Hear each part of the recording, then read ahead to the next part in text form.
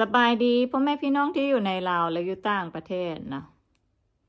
และก็สบายดีพ่อแม่พี่น้อง FC ทางฝั่งไทยเบิร์ดสุขุสุคนนะ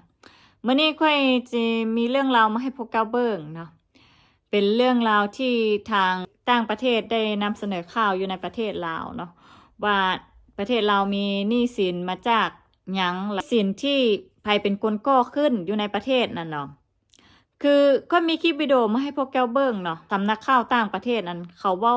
ถึงเกี่ยวกับเรื่องนี้ว่าแนวใดเนาะบ่ต้องห่วงเด้อถ้าไผ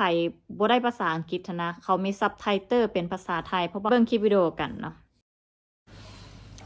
Our next story is about Laos. It's a country in Southeast Asia, the only landlocked country in the region and home to less than 8 million people. Laos is currently in trouble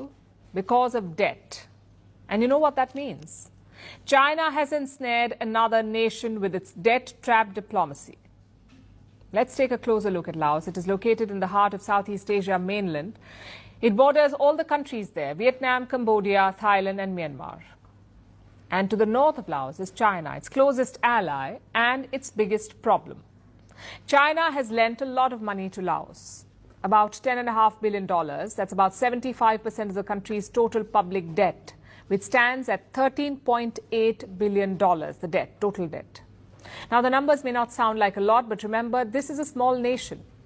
This debt amounts to 108% of their GDP, and that is unsustainable. It has resulted in a financial crisis. Last year, their external debt payments reached almost $1 billion, up from about $500 million in 2022. And this is after Laos deferred some of its debt repayments. It has been deferring payments since 2020, since the Wuhan virus pandemic. But despite this, its debt keeps growing, unchecked. So how did it come to this? Well, there are a number of reasons, but there is one major one. Laos is a participant in China's Belt and Road Initiative, the global highway to bankruptcy. Laos agreed to build a high-speed railway as part of the BRI at a cost of $6 billion, and China funded a part of this. But Laos was forced to take a loan for its share. BRI projects have saddled a number of nations with unsustainable debt, and this is the latest example. Another country in China's debt trap. It joins the club made up of nations like Pakistan, Mongolia, Kenya, Zambia, and of course Sri Lanka. Sri Lanka defaulted on its debt in 2022. You may remember the images, the visuals. Long lines for fuel, a lack of essential goods, no money for imports, and a government in turmoil. Things are settling down in Sri Lanka now, but it is still trying to restructure its debt. Just last week, it struck a deal with private creditors. They agreed to take a 28% haircut. Sri Lanka was lucky here that the creditors agreed to take a loss. But this was not the case with its biggest bilateral creditor, which happens to be China. China, too, has worked out a deal with Sri Lanka, but it refused to take a haircut. It has eased the terms of repayment, but Colombo will have to pay every penny back over time. So it will take Sri Lanka years to free itself of Chinese debt. China is Sri Lanka's largest bilateral lender, but Beijing accounts for a bit under 45% of Colombo's total debt. That's not the case with Laos. Remember, 75% of Laos's debt is owed to China, and Beijing does not take haircuts. So Laos is staring at decades of paying China back or find an alternative, like selling off critical assets to China. Sri Lanka too had to do this. With its China-built Hambantota port that was leased to China for 99 years, with the option to extend that lease to 198 years. Basically until long after every Sri Lankan currently alive is gone. Laos may have to go down the same route. Reports say that it is already underway. China now controls some of Laos's electricity infrastructure in exchange for debt relief. Eventually, more Laotian assets may be up for sale. Perhaps even the debt-inducing railway line, which would be both ironic and the perfect example of China's debt-trap diplomacy. คือหลายคนก็อาจจะฮู้หั่นเนาะเพราะว่าค่อยก็เคยเว้าเรื่องนี้ไปแล้วเนาะเมื่อก่อนหั่นนะว่านี่มหาศาลที่อยู่ในประเทศลาวหั่นมันเกิดก่อโตมาจากหยังเนาะนี่ที่รัฐบาลลาวหันกู้ยืมมาหลายที่สุดนั่นก็แน่นอนว่าต้องเป็นจีนเนาะแล้วกันส่งมาก็คือธนาคาร พัฒนาเอเชียเนาะแล้วก็3มากับธนาคารโลกนะแล้วก็4มากับ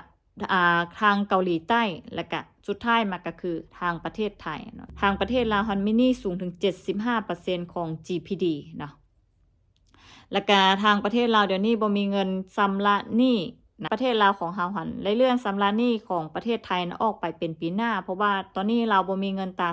เพียงพอต่อการชำระหนี้เนาะก็เลยเลื่อนไปปีหน้าแต่ว่าปีหน้าก็บ่ฮู้ว่าประเทศเราจะมีเงินใช้หนี้บ่ก็เฮาก็ท่าเบิ่งไปนํกันหนี้มหาศาลที่ขึ้นมาอยู่ในประเทศเราตอนนี้ก็คือเขาเป็นหนี้มาจากการกู้หนี้ยืมสินมาจากรถไฟที่เขามาสร้างรถไฟความไวปานกลางอยู่ในประเทศลาวเนาะซึ่งได้รัฐบาลก็ได้ไปกู้หนี้ยืมสินมาจากประเทศจีนนะเพื่อจะมาสร้างรถไฟจึงเฮ็ดให้ประเทศลาวมีหนี้ล้นเงินที่หมุนเวียนอยู่ในประเทศก็คือมาจากนักท่องเที่ยวและก็จากแรงงานที่ไปเฮ็ดเวียกในต่างประเทศซึ่งตอนนี้หั่นนะประเทศลาวเฮาได้มีดราม่าที่ว่ากระแสเซฟเงินกีบลาวหั่นนะแต่ว่าได้ไปพาดพิงถึงเงินสกุล US ดอลลาร์เงินสกุลเงินบาทเนาะและเฮ็ดให้นักท่องเที่ยวลดน้อยถอยลงถ้าเกิดว่าประเทศลาวบ่มีเงินชำระหนี้นะเจนให้ประเทศลาวจะมีการสูญเสียการล่มละลายไวขึ้นแล้วพวกเจ้าจะไปยืมเงินนั้นมาหมุนไส้ในประเทศเรานะถ้าเกิดมีข่าวในการลบโบต้างอย่างกับคนเฮาคนหนึ่งนะที่ค่อยจะอธิบายให้ฟังแบบนี้นะเพื่อว่าก็อยากให้หลายคนเข้าใจเนาะคือว่าถ้าเกิดว่าค่อยนะเฮ็ดธุรกิจแล้ววันนี้หันค่อยได้ไปยืมเงินหมู่ของค่อยหันนะมาเฮ็ดธุรกิจนะค่อยมีหมู่อยู่5 คนแล้วค่อยไปยืมไปแล้ว4 คนนะยืมไปแล้ว4 คนมานี่ใน4 คนน่ะนะค่อยบ่มีเงินใช้หนี้เขานะพวกเขาไปเว้าอยู่ข้างนอกต่างๆนานาว่าค่อยหันบ่มีเงินบ่มีปัญญาใช้หนี้เขาแล้วสมมุติว่าข่าวแพร่ออกไปแล้วบัดนี้หันปัญหาค่อยมีปัญหาอยู่ว่าค่อยต้องใช้เงินเพื่อเอามาหมุนในมาหมุนเรื่องธุรกิจค่อยนะแต่ว่าค่อยจะไปยืมเงินกับคนที่5นี่แน่นอนว่าคนที่5นี่เขาจะบ่ให้ค่อยยืมเพราะว่าค่อยมีหนี้สินหลายเกินไปแล้วค่อยบ่ได้ใช้หนี้คนพวกนั้นเลยนะค่อยจะยกอันนี้คือตัวอย่างที่ค่อยยกให้เบิ่งเด้อเนาะฉะนั้นแหละเป็นภาพพจน์ภาพลักษณ์ของค่อยเองที่เสียหายไปแล้วเนาะเสียหายไปแล้วมีหมู่ผู้ใดอยากมา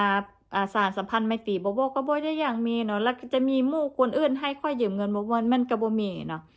มันจะเป็นแบบนั้นไปเราจะเห็นให้ลาวหันเข้าสู่ภาวะการล้มเหลวเพราะว่ามีเงินหมุนเวียนอยู่ในประเทศนะแล้วก็เงินกีบของลาวหันก็จะเฟ้อขึ้นมันจะควบคุมเรื่องนี้บ่ได้นี่สาเหตุหลักๆนะที่เห็นให้ประเทศหันเข้าสู่ภาวะวิกฤตหนักนะคอนเทนต์ทั้งหลายที่ว่าเฮ็ดเซฟเงินกีบนะถ้าเกิดว่าพวกแก้วบ่มีเงินชำระหนี้พวกเขานะบ่มีเงินหมุนเวียนอยู่ในประเทศเซฟแนวใดก็บ่อยู่เนาะจะเฮ็ดเซฟซ้ำใดก็บ่อยู่นะฉะนั้นค่อยเข้าใจอยู่ว่าพวกเจ้าอยากรณรงค์ให้เซฟเงินกีบแต่ว่านี่คือปัญหานะนี่คือปัญหาหลักๆที่มันเกิดอยู่ในประเทศลาวที่มันแก้บ่ได้